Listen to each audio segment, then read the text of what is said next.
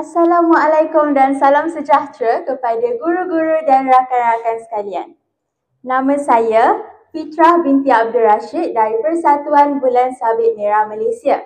Dan hari ini saya nak kongsikan sedikit ilmu yang sangat penting. Korang boleh teka tak pasal apa? Okay, saya nak kongsikan tentang pertolongan cemas. Bayangkan kalau korang kat padang, tiba-tiba ada kawan korang jatuh dan luka. Ataupun dekat perhimpunan, kawan korang pingsan. Korang nak buat apa? Korang nak panik ke? Ataupun korang tunggu cikgu tolong datang?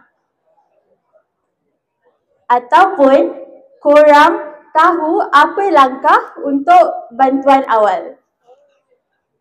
Inilah sebabnya kita semua kena tahu asas pertolongan cemas. Mungkin satu hari nanti ilmu ni boleh tolong selamatkan nyawa orang. Mungkin keluarga korang sendiri ataupun kawan-kawan korang.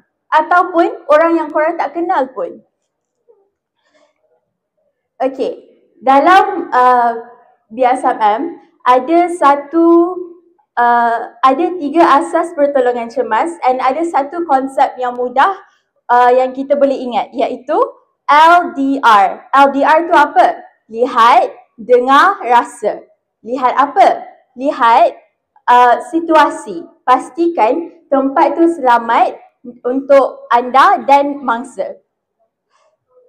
Dengar. Dengar apa? Dengar nafas mereka dan rintihan mangsa. Tanya mereka apa yang berlaku.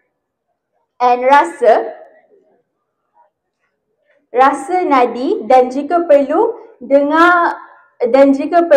rasa pernafasan dengan cara letak pipi dekat hidung diorang.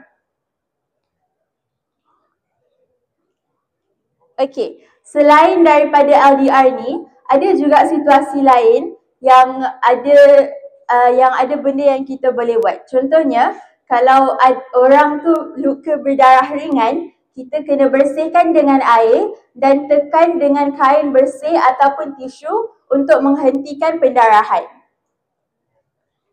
Kalau orang tu pingsan pula, baringkan mangsa, tinggikan kaki, beri ruang udara. Jangan terus siram air tau. Kalau diorang terselir pula, rehatkan kaki diorang, balut dengan kain dan tuam ais. Dan kalau diorang tercekik, tanya mereka kalau mereka boleh bercakap. Kalau tak boleh, korang kena gunakan teknik Heimlich. Kalau korang tak tahu teknik ni apa, nanti korang balik, korang search lah tau. Okey, pertolongan cemas ni bukan hanya tugas jururawat ataupun doktor. Semua orang kena belajar supaya kita boleh bantu orang. Yang penting, kita jangan panik, jangan biar mangsa keseorangan dan kita perlu hubungi orang dewasa ataupun talian kecemasan. Korang tahu tak talian kecemasan macam mana nak hubungi? Is it 119 ke? Ataupun 112?